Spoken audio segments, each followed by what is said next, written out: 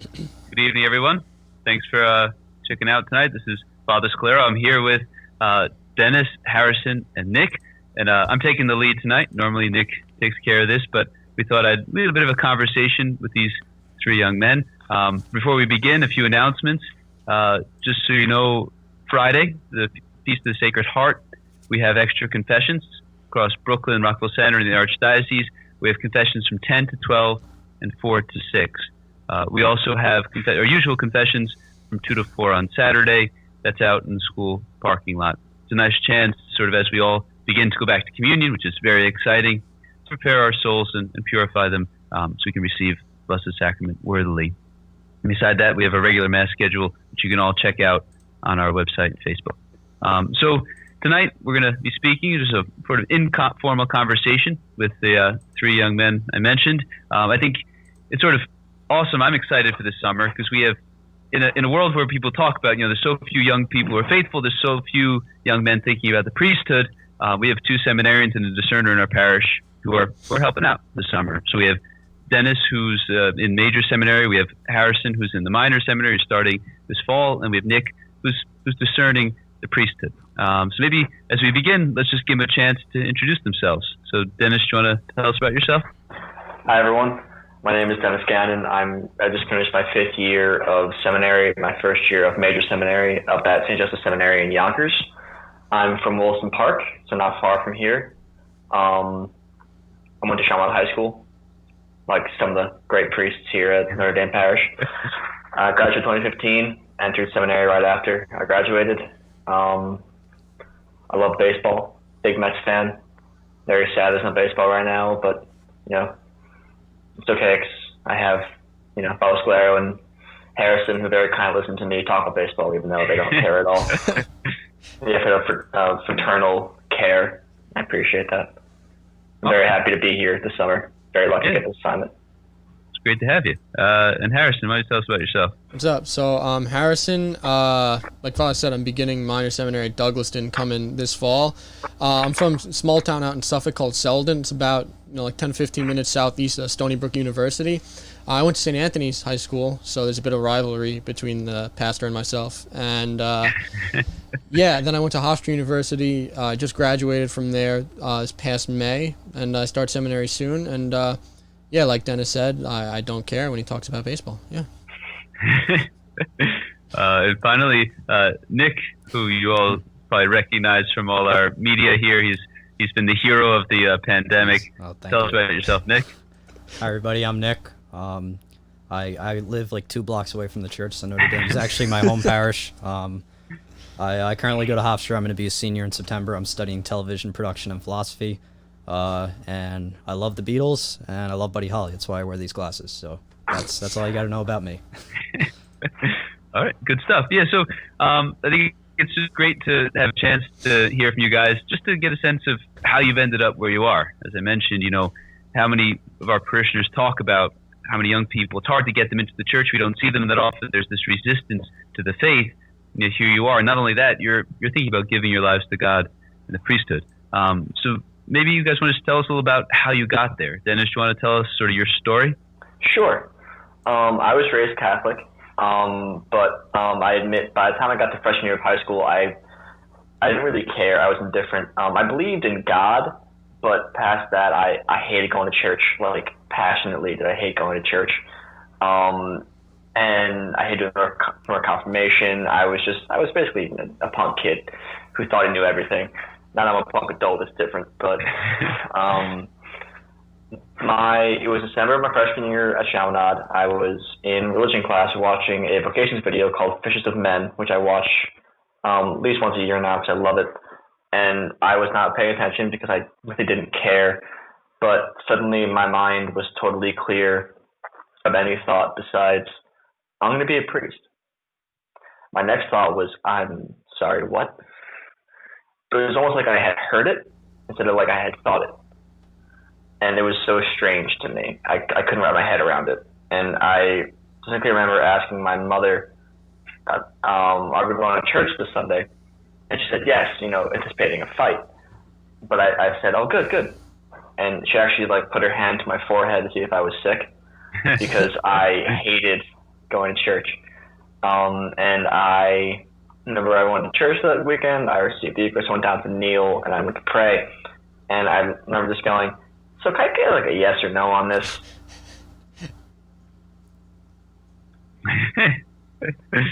And then I realized it didn't work like that.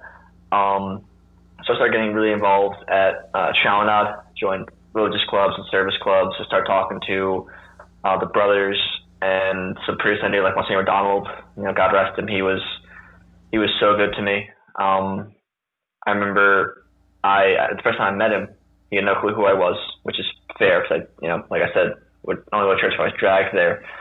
But I was in his office and he, so what can I do for you? And I said, well, Monsignor, I didn't want to be a priest. He was taken aback and, that's great. And we talked for like an hour. Something that really brought me to my faith was adoration. Back when we had the Holy Hours of St. Ignatius out in Hicksville, a group of us would go from Chaminade, and I do definitely think that a big part of my faith grew there, which is why I'm very happy we have it here. It's offered here because that was absolutely a massive part of me really growing in the faith, me having time to talk and to pray with God was in my high school, my formative years, was at adoration. And afterwards being able to meet, the seminarians who would play dodgeball and they're Catholics. And to me, that was the coolest thing. It's like, wait, these people they're people, they're normal. That's so weird. All the priests I know are like these guys, these are young men who are playing dodgeball and Catholics and being high schoolers. And it was the coolest thing to me. And it still is. And I love to play dodgeball. I'm a Catholic. And I'm very fortunate that I had the Marianists to also grow and foster my vocation. Bishop Henning, at his installation, this bishop said that my faith came from my parents and from God, but my vocation was fostered by Marianists at Chaminade. And that's definitely true for me because Brother Stephen and Brother Dan, now Father Dan, and now Father Peter, they were incredibly kind to me and they guided me. And it's just, there's a lot of factors, but I'm very, very fortunate that I came into that. And I started I got into my faith because of my vocation. But the fact that I was actually looking into it for the first time with actual care, I was able to see, what the church offers, what the faith offers. And it's hard for me to even think about not believing what I believe now because it's just so important to me, so integral to who I am. Beautiful. Yeah, great. Harrison, tell us how you got to be where you are.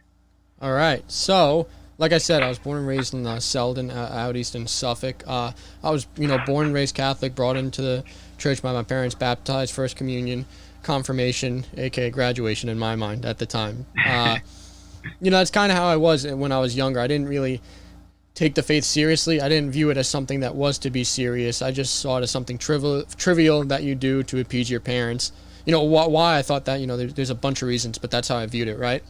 And I kind of viewed that going into high school. I didn't really take my faith all too seriously. Anything I did with, the Catholic faith was either because I went to St. Anthony's, it kind of had to, you're surrounded by it, or I just, I didn't want to start a fight with my parents and that type of stuff. It all changed for me probably my senior year of high school. I went on a trip to Italy, right, with the orchestra. And I always had a deep appreciation for beauty, the arts, and history, right? And, of course, you go to Italy, and history, beauty, and art is all, like it's essentially all Catholic, right? All the art, all the history is Catholic in Italy, really. And I went there, and I just saw beauty on a scale to which I've never seen before in my life. And because I always enjoyed music and art and architecture and history and nature, and I saw all this in Italy in a way unparalleled throughout my life, I can't explain it in words what happened to me, but something within me was stirred where I would look at myself in the mirror and say, when I go back home, I can't keep living the way that I'm living. Like I said, my faith wasn't too serious. I was doing things that, a Catholic shouldn't be doing. And I don't know what exactly it was in Italy, but that experience was something beautiful, unlike anything I've ever seen, made me want to change myself. And so when I came back, I came back home and I graduated high school, and I realized I'd be going off to college, and I said, I got to kind of start taking my faith seriously, right? There's a heaven, there's a hell, and the certain life choices I'm making right now that I kind of always knew were wrong, but I didn't really take my faith seriously. I kind of have to reform myself. And so I realized like the severity of sin and the severity of the things that I was doing at that point in my life. And I started going to confession, really. And I started going to confession, started going to Mass more, even started going to daily Mass, you know, that summer after I graduated high school as I went to Hofstra University. But, yeah, so I went to Hofstra University, started practicing my faith, like actually not just, okay, I'm going to go on Sunday to appease people, but like, no, I'm going to go to Mass because I love Christ and I want to be a good Catholic and I want to go to heaven one day. But even though I was a practicing Catholic at that point, I didn't really discern my vocation per se. You know, I said like, okay, I'll do what God wants. I'll go to confession. I'll, you know, go to Mass. I won't do these things that are mortal sins. But what I want to do with my life that's my call, right? And it never occurred to me, well, what does God want me to do with my life? More than just give him an hour on Sunday and pray every day. And then I met a certain priest at Hofstra who rhymes with terrible priest, right? Terrible priest scandalized me by asking me if I ever discerned whether I was called to the priesthood. The scandal and the audacity. And the answer to that question was no, because I never had. I never asked that question, you know, hey, am I being called to the priesthood? Because in my mind I said, no, I'm just gonna get married, have kids, and have a career in the military. That's what I wanted at that time in my life. But the interesting thing about the priesthood for me was, you know, I didn't really know too many priests. I just knew my pastor back home, and I knew you and Father Duffy and Father Sean when he was chaplain at the time. And I never really had a draw to it until you asked me that. And it was kind of like you opened up Pandora's box, because with every other major life choice I made, I could say yes or no to it and commit, and I'd be fine. I wouldn't worry about it. I wouldn't second guess myself. You know, I wouldn't rethink my choices. But every time I said no to the priesthood, for some reason it bothered me. Like I was bothered when I said, no, God, I don't want to be a priest. Which is weird because my whole life I just wanted to have a wife and kid, right? So every time I said no to the priesthood, it just came back the next day stronger and stronger and stronger.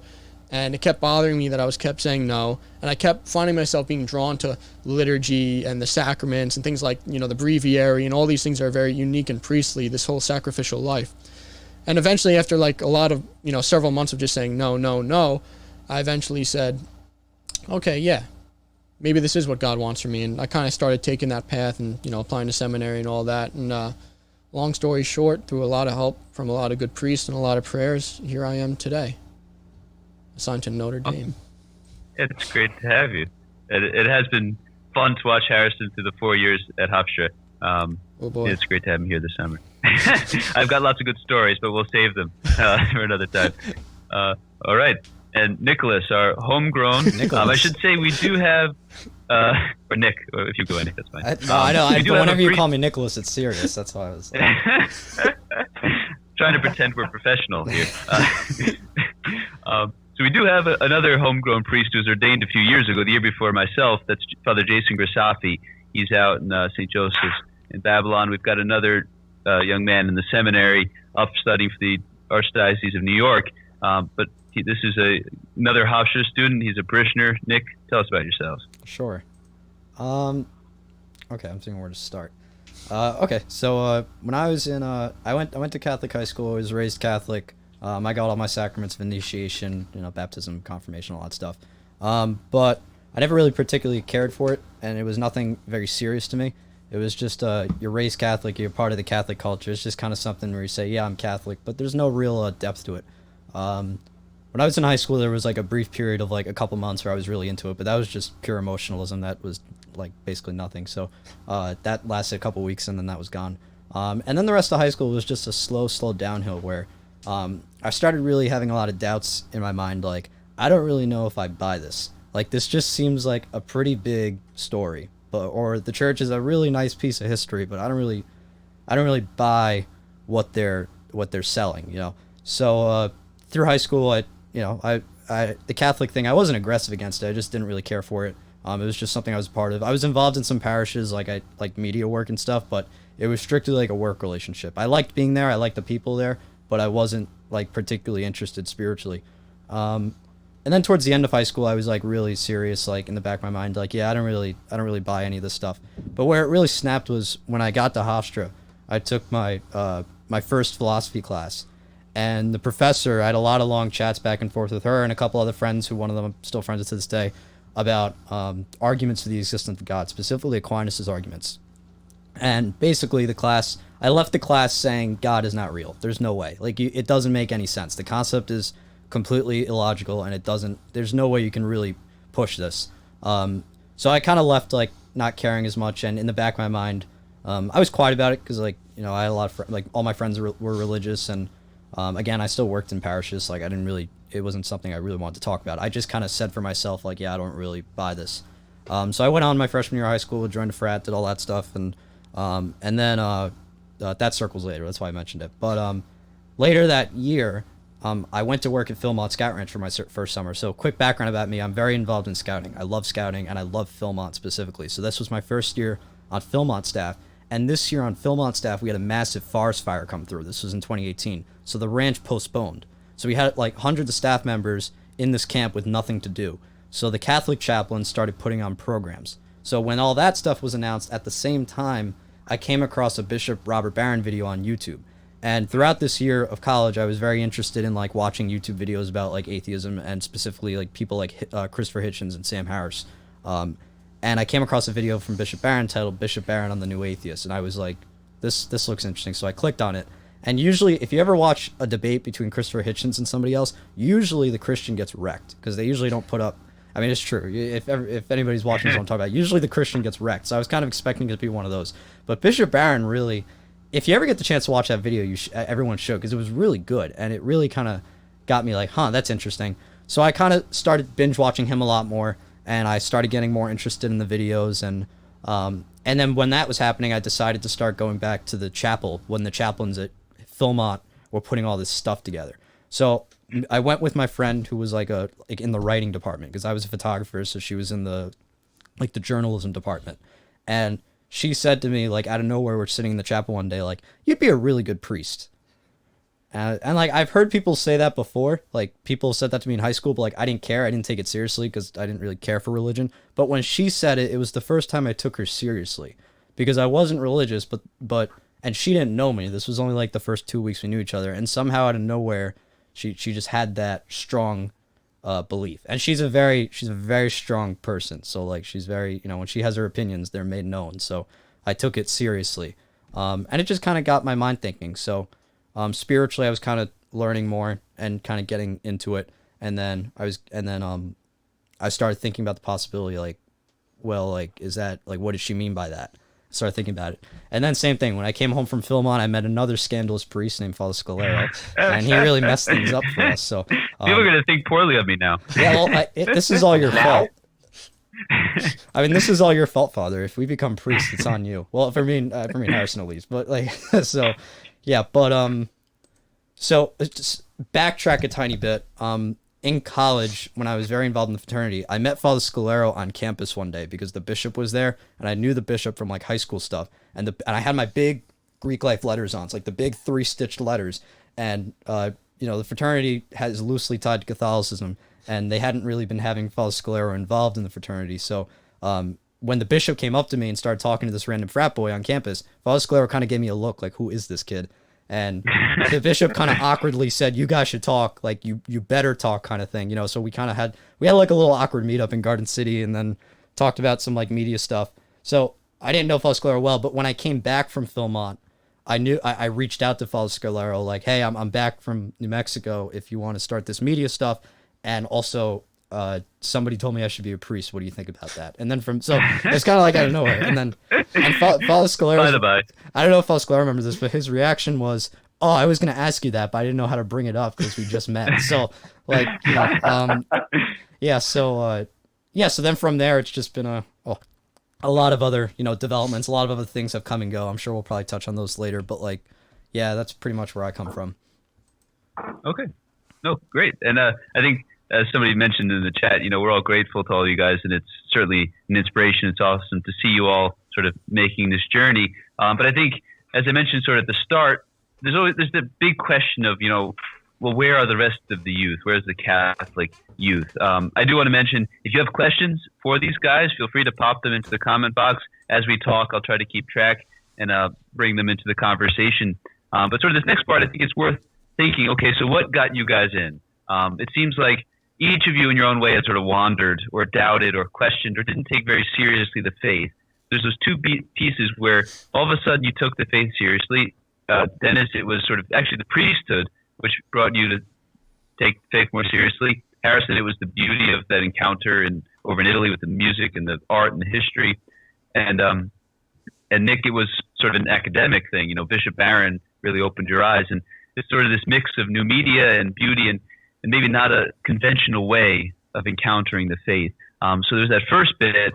And then the second bit was, once you took the faith seriously, you're able to hear God's call, which actually each of you were sort of prompted in your own way to ask that question. So maybe the first question is, how do we bring these young people in our world today to take the faith more seriously, to make that leap that you made? What would be your instinct to answer that question? I personally think the world today, it offers people, especially young people, a lot, but so little of it has any substance.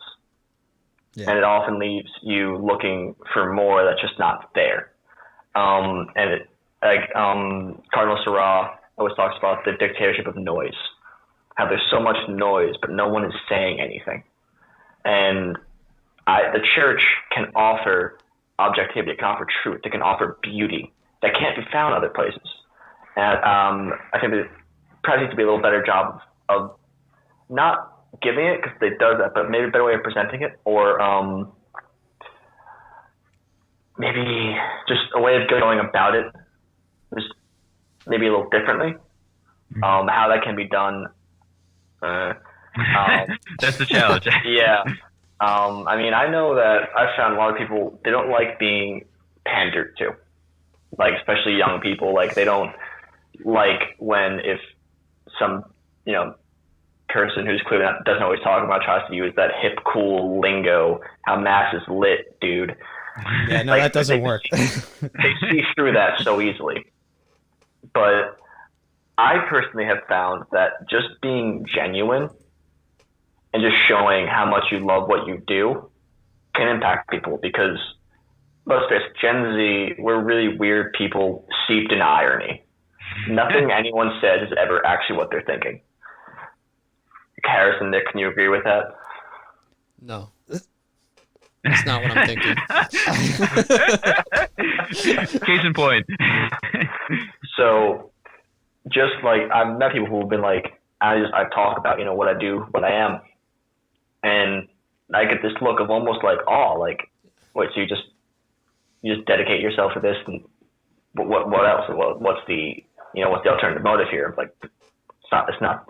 Oh yes, the money and the power. No, it's I want to do this because I feel this is what I need to do with my life. I feel it's a higher calling. It's not natural, supernatural. And with so many young people now looking for some kind of meaning, literally anywhere, and not being able to find it. Yep. Having meaning like this can have an impact on people because they want that, but they can't have it. Yeah. And they long for it. I think, like my big thing, basically, like, obviously more, it kind of relates to where my background comes from, is that we need, this is like what Bishop Barron said, so I'm really echoing him. We need to stop dumbing down the faith. Like, we really need to stop doing that. Bishop Barron uses the word, it's been a pastoral disaster. And it has, like, it really has, because, and again, he doesn't blame, he doesn't blame Vatican II or anything like that, but he says in the recent years, there's been a change in how we catechize. Yeah. And it really has had some serious consequences, because, if you read statistics, most, I think it's like ex-Catholics are the fastest growing group in the U.S. In the world, like 20% of like the American is ex-Catholic. Yeah, and a lot of them, a new statistic came out that they showed at the USCCB conference, where most of them now are starting to leave at the age of 13. So, like, to put that in perspective, like, I taught 6th grade CCD this year, right? So in 6th grade, you're what, like 11 years old? Yeah. Yeah. Like, around that, yeah. Yeah. So, like, these kids, statistically speaking, are going to leave the faith in 2 years, right? Like, that's where we're seeing it's going. And a lot of that is because when we're growing up, we challenge people in science. We challenge people in math. We challenge people in history. We make kids take Latin and French and all these complicated languages in high school. But then when we get to religion, we give them like, well, maybe not Notre Dame, we don't, because the program at Notre Dame is actually good. But like, like in general, like you get like coloring books, right? Yeah. Like in like 8th grade, So, like again, I'm echoing Bishop Barron a lot, because the Catholic tradition is so rich in philosophy, theology, architecture, music. There's so much depth, and we don't show kids that. So they grow up thinking that Catholicism is kind of like this irrelevant thing, where it's like this little kind of play toy that you can mess around with when you want, but it's really just a picture book you'll flip through once in a while when you need it, So that's my big thing, is like, I don't like it. We don't have to overcomplicate things. Like, not everybody has to be a philosopher or theologian. Like, we can't, like, we shouldn't do that. But when we present the faith, we have to articulate it clearly, and we have to really make sure that we're saying something of substance, because again, like Dennis was saying before, young people will see right through it if you're just trying to, dumb it down. Yeah, there's just this great quote that I love. It's that we cannot be the salt of the earth if we keep sugarcoating our faith. Yeah, that's pretty good. That's all I have to say. I love that quote, and it was really topical here. Go ahead, Harrison. Yeah, I mean, I think you're both spot on. Just based on what we said, everybody gets drawn to the Catholic faith, for a different reason. Some people it's because like they've indulged in all the pleasures of the world and nothing satisfied them, right? Some people it's like the beauty, some people it's art, some people it's like the intellectual, magnitude of the faith, right? But I think the problem, obviously the best way to make sure someone is Catholic is to raise them Catholic, give them a good Catholic upbringing, right? But a lot of people have been missing out on that. And so we're faced with the question, how do we evangelize to people who, they might have been brought up in the Catholic faith, but not properly. But one thing's for certain, it's like they're either apathetic to the faith or they're hateful to the faith, right? Like, how do you evangelize someone that just doesn't care, right? Yeah. And I think that's kind of what Nick is getting at. It's just, you have to lure them in somehow and present the Catholic faith in a way that's not childlike, that's not like something that's just for little kids, right? And something that I found interesting was from the Confessions of St. Augustin. And before St. Augustin was who he was a Manichaean. It's kind of like this quasi-Christian sect. They follow like different heresies, and his mother, Saint Monica, was like literally every day crying and praying for his son's conversion, right? And so Saint Augustine was a very intelligent man, even though he wasn't a Catholic at the time.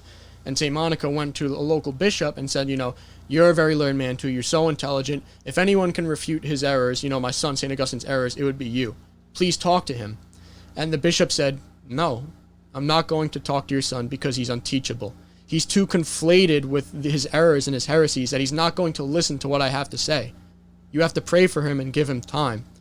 That way I can come when it's a more acceptable time. So, and the way that eventually St. Augustine says that, it wasn't a bishop that came in and they had like this formal debate, and then he converted, right?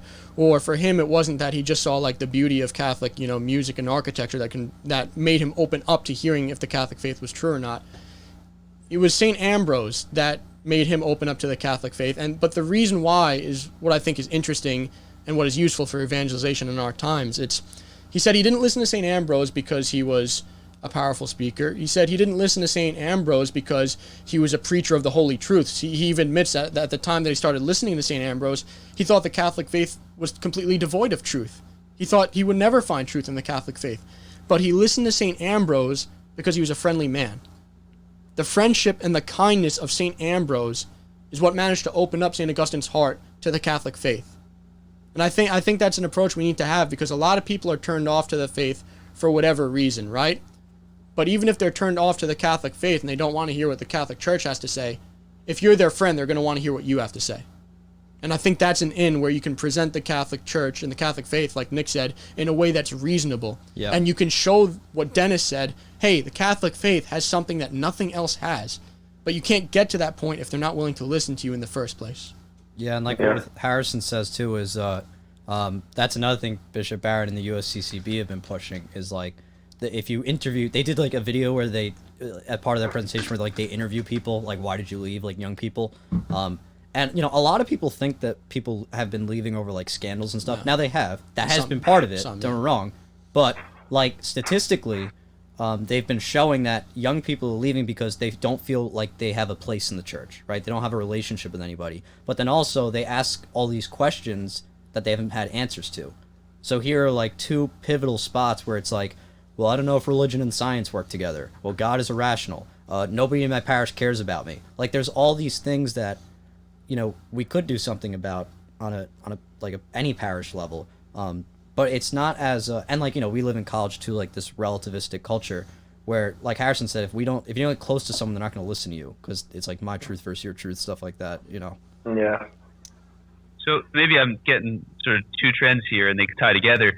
The first part is, if we don't take the faith seriously and treat it seriously, young people aren't going to take it seriously. So if you ask them, why is this true? I don't know. Look it up. Who cares? Like, it's not a big deal. Like, then the kid's going to say, okay, this isn't important. So maybe as parents, and somebody mentioned this in here, parents have that job of, well, are we presenting the faith as something serious that affects our lives, that radically changes us, and it's not just some idea you pass off and ignore most of the time. If you say going to mass is important and you go only once in a while, no kid is going to believe that that's actually important. So maybe that's the first thing you guys are focusing on. But then the second is, part of the way to share that is through the relationship. Is you have to develop some sort of foundation in a relationship to be able to speak about these things and open people's minds to the truth. So maybe let me ask you guys another question. So you all have friends, right? Probably. Oh yeah. I have a couple. I have two. So, like, how have you found any success in sort of speaking with your friends about these things, or opening their minds, or both as faithful Catholics now and as guys thinking about the priesthood? Have you been able to bring friends closer to Christ, or what has been effective? I would say you kind of got to speak someone's language, see what type of person they are, and try to, what's the word for it? Try not become that per se, but become that in a way. So like me, I was in ROTC at Hofstra University, right? So a lot of, one way that I found that I could bond with people is through physical fitness, right? Like that's something like a common type of value that we all shared. And not necessarily this is how things should be, but it is how it was with some people. If you were in good physical shape, they respected you. If you were in good physical shape, they respected what you had to say, right? Regardless of whether you're like right or wrong, they would be more inclined to listen to you if you're in physical shape, right? So I kind of made fitness a big part of my life. And when people saw that I was just, hey, I was a faithful Catholic, I never compromised my beliefs, I never compromised my practices. But when they saw that I was a faithful Catholic, that was in shape, that could joke around and, like have a good time with them without compromising my faith, they're a bit more willing to hear what I have to say in a way. And obviously it's not just fitness. For me it was, but for some people, like if you were like in a philosophy class at say Hofstra University, like you would be like an intellectual person, share that like, oh, hey, I enjoy listening to whatever, reading the Platonic dialogues. I don't know. That's just an example I have. Find like a common interest that you guys can have and show that you can be a good, faithful Catholic and also a normal person that enjoys the things that they enjoy as well. Yeah. Dennis, yeah. No, you can go, Nick. No, you go. It can be hard sometimes to talk to your friends because, Father, you mentioned this to me once a few weeks ago. Like, they don't look at you as any kind of authority. Just you're their friends, like trying to preach to your parents or your aunt. Like, they know you not in a way of, oh, she wasn't him, or it's him, it's, little Dennis. But I've pretty much all my friends were raised Catholic, and the group I'm very close with, most don't practice anymore. And my one friend, who actually knows a lot about the faith, likes to throw questions at me, which in like a good way, but like he'll ask, well, just why she's that, and I've found that knowing why, like actually having answers besides, well, it's what I believe, or well, the church says so, like actually giving the reasons behind things. It's not just we do it because we want to. There's an actual like reason behind this. That sometimes they'll come sit back and be like, huh, because they knew what the church taught, but they didn't know why it was taught that. And being able to give young people whys to the whats, they know that we have this teaching, but why? Some people seem to think, oh, we just do it because we're mean, or we just do it because that's the way we've always done it. And I have found that having that information and being able to present it in such a way that I'm not being, combative. I'm not being, like Harris said, being, passionate, but kind, and just kind of like, well, this is why, and this is what we believe, and here's where it came from. Being able to present it in such a way can kind of give them, just plant that seed. And I can't speak for how the faith life is now, but I do think that I pray, I have been helping, both joking and honestly, because I've seen a few of them that they do want to, but they just, between where they are in life and some things that they believe, they just can't. Mm-hmm. And so it's kind of a hurdle, but I hope to one day be able to cross that hurdle. Sure. What about you, Nick? Father Scolaro knows this very well because Father Scolaro and I worked together on this. But when I was in that frat that was loosely tied to Catholicism, Harrison's laughing, he knows too. We'd have these things called like spirit talks, right, where we'd like talk about topics. And the thing about the spirit talks is like you could a lot of people underestimate what young people can talk about. Like young people are not like dumb; they can talk about like really tough, complex issues and get really deep, really quick, as long as they feel like it. In all seriousness, like if they feel like doing it, they will. But like so luckily these frat guys felt like it. So like we would talk about like the metaphysics of God. Was Jesus real? How do you read is the Bible a legitimate source? Like all these random talks. And they liked doing those types of conversations. Like they liked asking questions. They would love it because I would bring Father Scolaro to the talk, and he would just sit there, and they could ask him whatever they wanted, and they would get some really good conversations out of that. And they love that stuff. And I've had that experience too with my friends because like a lot of these guys that I'm friends with are also philosophy majors, so we would go back and forth a lot on like philosophical ideas. So conversation is always good, but you're never like targeting the person.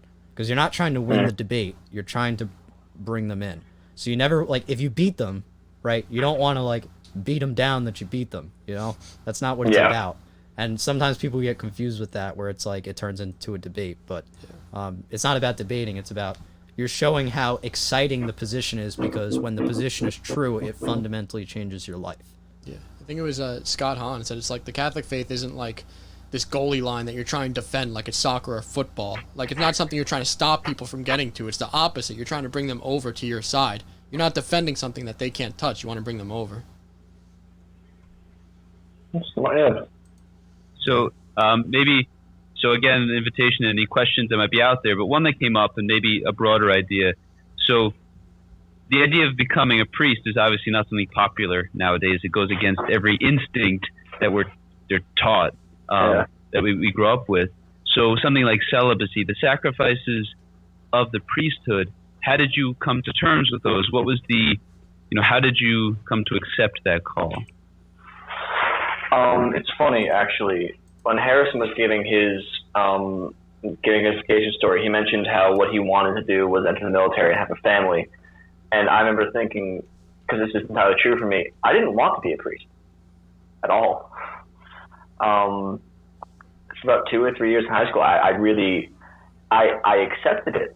I didn't want it because I wanted a family. I wanted to, that freedom that the world offers. And how I came to terms with it was, it was a long process, but when I think about, how I think about my dad and how he gives himself so fully to his family. Like they are his everything to him. He loves us like he would do anything for us. And he loves his job, but it's second to his family. And the church, the parishioners, they would be my family. And I would be giving myself to the church, body and soul, as, a husband would to his wife. And to split, it wasn't an easy thing to come to, but when I thought about it that way and just, like marriage, but, to a religion instead of to a person, which, if I was like 13, I would have called you insane. That's really how, because I am marrying. I'm just not marrying the way most people think of it. And Was it easy? No, it wasn't. But nothing in life with doing is easy. So I'm trying to embrace it, and I love it, and I really embrace it because while there's a cross, it's also a blessing. So I can do what men who are married can't do, just like they can do what I can't do. So I don't know if that answered the question, but Certainly. okay. I just want to make sure I understood the question. It was like, priesthood's not popular, neither is celibacy. How did you respond to the call of celibacy? Is that the question? Yeah. So how would you come to terms with the sacrifices required for priesthood? Okay. Yeah. So, like I said before, like I didn't want to be a priest, and my yes to God at that point in my life when I was discerning the priesthood wasn't like happy. It was more of like fine type. Okay, I'll do it. I viewed both the priesthood and celibacy as a burden that God was imposing on me, and I just didn't want to say no to God. But it kind of changed when I stopped viewing the priesthood and the celibacy as a burden, but a vocation, and a vocation and a gift at the same time, because God is calling me to a certain type of relationship with Him and others that is unique, and I think it's beautiful. And that's not to say marriage is bad. It's not. It's a very good thing. But celibacy is a good thing too. And if you look at St. Paul, 1 Corinthians chapter 7, he kind of talks about why marriage is good and why celibacy is good. And ultimately, it is a vocation. God calls some to marriage and some to the priesthood. And one of the things that I kind of realize is just I can dedicate myself to the church and to others in the way that I couldn't as a married man. And that idea of that life of service and that type of love that I would have for others in the church appealed to me very much so. Being able to dedicate all my time and all my energy to the church, that in a way that really can only happen if someone is celibate. And I found that appealing to me. And obviously they're never, like, my attractions to people don't go away, obviously. I was a 19-year-old guy in college at the time I first started thinking about this, so that was the last thing on my mind. But the more and more I thought about it, the more and more I prayed over it, I started to view it as a gift. And Christ says, in heaven you will neither be married nor given in marriage. And so, in a sense, as a celibate, the love that you experience in heaven with God, you can experience even here on this earth as a celibate. And I found it appealing, and that's not to say it's always easy. I found myself drawn to that, some days more than others, but it's really through a life of prayer and trying to conform myself to God that I start to embrace it, rather seeing it as a burden. Yeah, I don't have, obviously, okay, so just to clarify. You've got time. You're not committed. I want to clarify for anyone watching. I'm not a seminarian. I'm still in college. I go to Hofstra, so like I haven't signed any paperwork or anything. But I'm thinking about the priesthood very seriously. So like I don't really have any experience with like committing to celibacy, but I will say that like discerning and thinking about the possibility of it, like celibacy, it bothered me at first when I first started thinking about the priesthood, but it kind of quickly went away because I started to realize like not getting married is not a bad thing. Like it's not a, like we grow up in our cultures where we're taught you're going to be married one day and you're going to have kids one day. Like when you have kids, when you are married, when this, when that, right? So it's kind of like implicit in your mind, like I'm going to get married one day, I'm going to have kids. But when you kind of get away from that for a little bit, it's like, well, maybe I won't, maybe I will. I don't know, right? Like, so I think for me, like thinking as I think about it, the celibacy thing doesn't bother me because like Harrison and Dennis both said, you're called to two different types of life. And either way, whether I get married or I do become a priest, whichever one ends up happening for me, I'm still called to be chaste and I'm still called to be a saint. So like that's not going to change. I still have to do both those things, right? It's just they're lived out in very different ways. And instead of being like Father Scolaro, who's out from 7 a.m. to 11 p.m. doing parish things, maybe I'll be out working, providing for a family. Like instead of doing mass or confessions the way Father Scolaro does, maybe I'll be going to like a kid's soccer game or not, they're not better than the other. They're just two different things. So as I think about that, the celibacy idea doesn't really bother me that much. And also, it's kind of weird for young people to think about because we're in such like a sexed up culture, right? Where like people just think about that.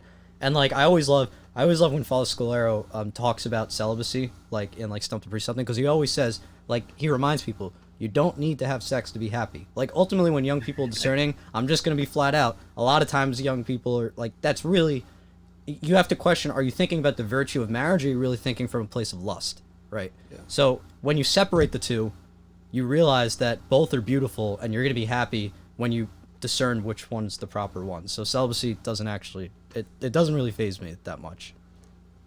I think you might be called to be a priest, Nick. Oh, great. Thanks, Harrison. That was a good answer, I have to say. Oh, thanks, Father. Very good answer. Yeah, so we're coming down to sort of the final stretch. So last chance for any questions for anybody out there. But maybe, so what would you say your closing thoughts in terms of, spreading this message of, bringing young people in, encouraging them to take the faith seriously and to listen to God and open their vocations? What would be your tips, your top suggestions for those who might be tuning in tonight?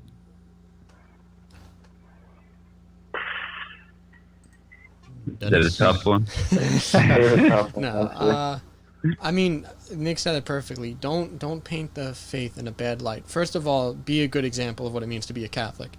If you're not a good example of what it means to be a Catholic, then you kind of be a hypocrite in a sense if you're calling them to be a good Catholic when you're not. Just don't water down the faith. A lot of people want something that's serious. Don't have a watered down liturgy. When you talk about God and Jesus, don't talk about them in a watered down way. Talk about them how they really are. King of the universe, Prince of Peace. Not just, like buddy. Christ is our friend, of course, but a lot of people but it seems in a lot of ways that people talk about God and Jesus, it just seems a lot of, fluffy and sugary language and stuff that, a lot of young people, especially men, that doesn't appeal to them, Yeah. Just treat it seriously, and above all, you have to pray for people. St. Augustin said if it wasn't for his mother's prayers and constant tears for him, he never would have converted. We have to keep prayer and sacrifice for people's souls and their salvation at the center of everything. Yeah. If you show you care, other people will see that. Yeah. And they'll wonder why you care so much about something. And that just might be the spark they need to looking into it themselves. And, you attract more flies with honey than do with vinegar. While bash people over the head with the truth is fun, it's not exactly helpful sometimes. So, preach what is true, but go about it in the right way. Yeah. I think so I'll have a couple things. So first thing, like obviously what Harrison said, don't dumb down the faith, present it beautifully. Same with Dennis, all that. That's all great. I 100% with all that. Another thing I would say is I think if you know a young person, you have to get them to have some sort of spiritual mentor. They need to have someone that they can be close to spiritually when they have the questions or they want to do stuff. Because for me and Harrison, Dennis had Monsignor McDonald, and for me and Harrison, Father Scolaro completely transformed us in every way possible, right? And if we didn't have, maybe he felt something, I don't know. I'm blushing. Oh, you're blushing? That's nice. So you felt something. Can you zoom in on him, Nick? I can't do that right now. No, don't do that. My computer might crash if I try to mess with the feed, but no, in all seriousness, Father Scolaro completely changed me and Harrison in almost every way possible. So and to this day, we're still very close with him, and he's constantly developing us where we are. So you need, people need to have some sort of close mentor that can walk them through the faith stuff, right? Whether it's a priest, sister, I don't know, even a lay person, if it's a very, someone who knows what they're talking about, religion teachers, people like that. But we need to get people to have those connections, because that makes a big deal. Another thing that I think is big is on the parish level, what can parishioners do? All the parishioners, all of us, I'm in a university, my dad works in the city, my mom works in the school district, we all work or are involved in different places. So, I forgot what story it was, but Bishop Barron told a story. There's this Protestant person in the South, and when he baptizes people, he tells them okay, now when you leave when you leave church on Sunday, are you gonna go and bring 2 people back next week? And they say, no, why would I do that? And then he said, well, don't come back to my church then. Now, I'm not saying don't come back to the church. That's not what I'm saying. But the point of that story is that pastor made it very clear. If you're gonna be baptized and you're gonna become part of the church, part of your responsibility is to do everything you possibly can to bring other people in. And everybody has different gifts and talents in different places, but we can't forget that it's not just the priest's job to do the evangelization. It's not just the deacon's job. It's not just the religious ed coordinator. We all have different catches in different places. So just by living a Christian life and being genuine about it, not afraid to talk about it, you'd be surprised how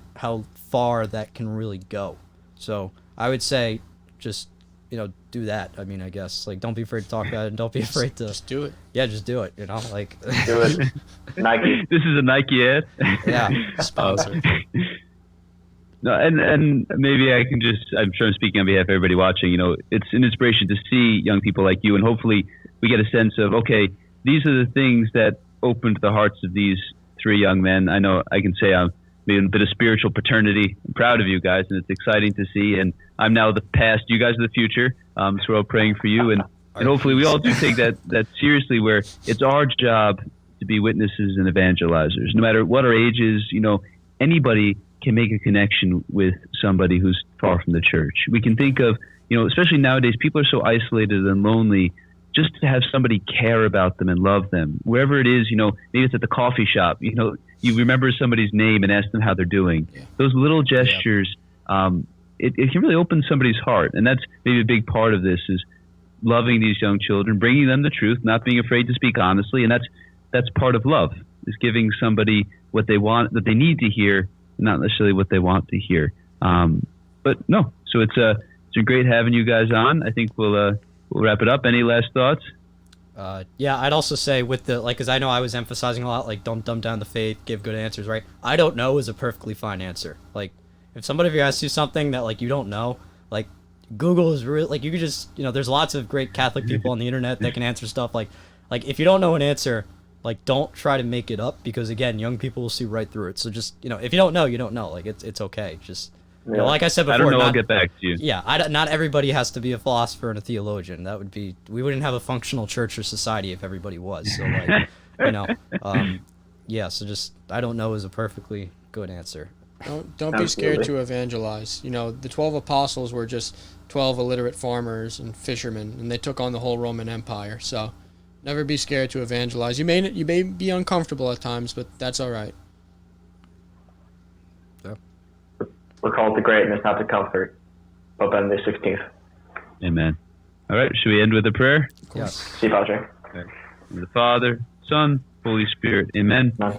We give thanks, Almighty God, for his many blessings, the blessing of this day, the blessing and gift of these young men, the blessing and gift of this parish, and the gift of our faith, for all of us that have been given the mission to bring the truth and the joy and the hope of Jesus Christ to all those we meet, a special way to bring it to young people who are so lost. We pray for them. We pray for these young men. We pray for all of our parishioners through the intercession of our Blessed Mother. Hail Mary, full of grace, the Lord is with thee. Blessed art thou amongst women, and blessed is the fruit of thy womb, Jesus. Holy Mary, Mother of God, pray for us sinners, now and at the hour of our death. Amen. God bless you, the Father, the Son, Holy Spirit. Amen.